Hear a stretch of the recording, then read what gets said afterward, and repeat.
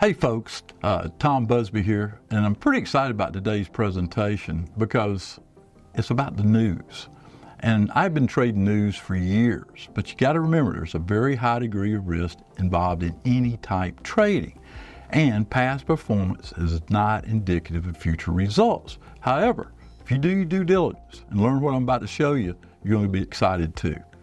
So, this is simple option trading with the 5 what I call key monthly news reports that come out consistently every month. The first is unemployment report. It's at the first of the month. It measures the percentage of total workforce that is unemployed and actively seeking employment during the previous month. This tells people that are watching this report how the economy's doing, and it's at the first of every month, usually the first Friday of every month. If you look at it, it moves the market, and the release is every month. Second one that comes out middle month is CPI. Now, inflation is a big deal right now in the economy. Sometimes this report maybe doesn't have as much influence, but right now, as inflation is rising, people and all eyes on the Consumer Price Index. Consumer Price Index measures the change in the price of goods and services from the perspective of you, the consumer. It's a key way to measure changes in purchasing trends and inflation. PPI is the other report that comes out at the middle of the month. The Producer Price Index measures the change in the price of goods sold by manufacturers.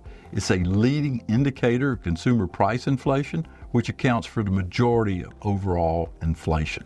The CPI and PPI reports, the way I think about it, about the middle of the month, during the second full week, these reports will be on the schedule, and they will move the market. PPI is typically a day before CPI, but sometimes they switch it around just to keep you guessing, but always be alert to schedule changes. GDP is a report that comes out at the end of the month. The GDP measures the value of all goods and services produced by the economy. They will track this, estimate it. It is the broadest measure of economic activity and the primary indicator of the economy's health, GDP. GDP report comes out last Thursday of every month, except when you have holidays. That's when you got to pay attention. And the release date may change a few days because of a holiday. Personal consumption is another report that comes out at the end of the month. This is the Fed's go-to report. The PCE measures the index, the changes in the price of goods and services purchased by consumers for the purpose of consumption without the food and energy. Very convenient, isn't it? Everybody's always buying food and always got, energy in their car to move it. Now, these reports come out usually the last Friday of each month. Some months a date might change due to a holiday, depending on the holiday schedule. Now, most people know the S&P 500 this year is in a bull market. It's on an extremely hot run so far. But what most people don't realize is that if you look at these major economic report dates that I've been talking about, most of the gains occur during the reports. So you got to know the dates to report and be aware of them. In fact, if you remove those market moving days, the chart becomes totally dismantled, going from an unstoppable bull market to earning folks next to nothing. That's an eye-opener for you. When you remove those reports, it tells you you don't leave this presentation without knowing about these reports and knowing when they're going to occur. Your strategy will change because of that. Now, as you can see, trading outside of these predetermined dates is a dangerous game and a fast track to losing money, especially if you're trading options, buying call options, buying put options, because 7 out of 10 days the market spins. 3 out of 10 you get these kind of movements. By isolating these explosive dates, you can develop a strategy where the money is made. Now, how do I trade these reports? The setup to trade around these economic news is straightforward and repeatable. Take notes on what I'm about to cover, then go watch the next several big news reports and eventually practice this technique on your own. The setup, I focus on the range of the 30-minute bar following reported news. All these reports happen at 8:30 Eastern Time. Write that time down, adjust it to your own time. That's when these reports happen each and every month. You mark the high and low of that first 30-minute cash bar. You wait for a break above or below that range. Other criteria to consider is where that particular market opened the month at, where did it open the week at. If yes, it breaks higher, then you're going to go long above that news bar. Here's an example of the QQQ, one of my favorite tickers to trade news with. You can see the news bar right there, us going higher. Look what happened. Up we went.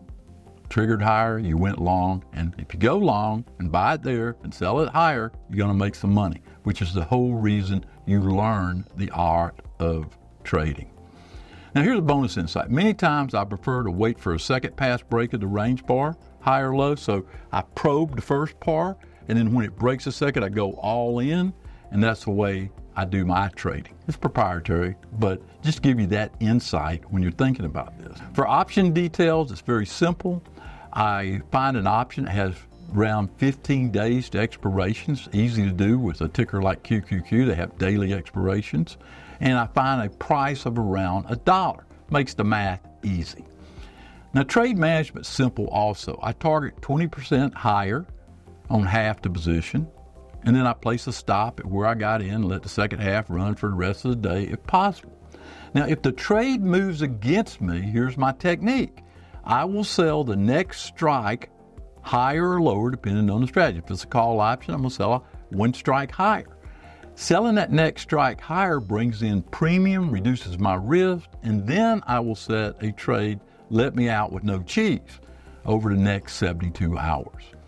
I'll avoid a day trade by doing this technique. So if you can't do day trading, you can use this technique even when it goes your way to get out the next day without violating the day trade rule by selling that next strike up. Learn more. If you want to learn more about how I turn theory into practice, I have an actual program that talks about that. You go to this website and you can learn more. But I always tell people, do your due diligence before you plunge in. Make sure you understand everything, educate yourself, ask questions, and then you're fully enter with eyes wide open. Now, if you want to get involved in my program, you can go to dtitrader.com/250. You can call 904-416-1776 if you want to get involved.